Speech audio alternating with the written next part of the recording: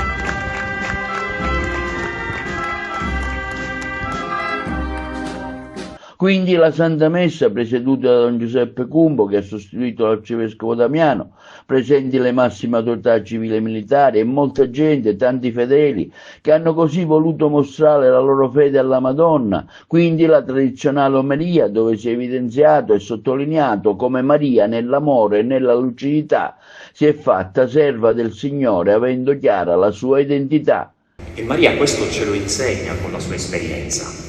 perché nell'amore e nella docilità si è fatta serva del Signore, ha chiara la sua identità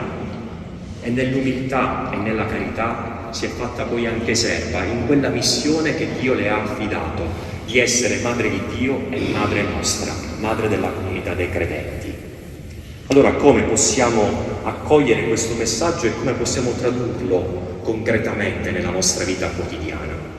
Bene, forse dobbiamo anche noi, soprattutto quando esprimiamo i nostri giudizi, non dobbiamo essere così come sono stati i nostri progenitori nel racconto del libro della Genesi, pronti soltanto ad accogliere quello che ci viene detto e a restituirlo agli altri.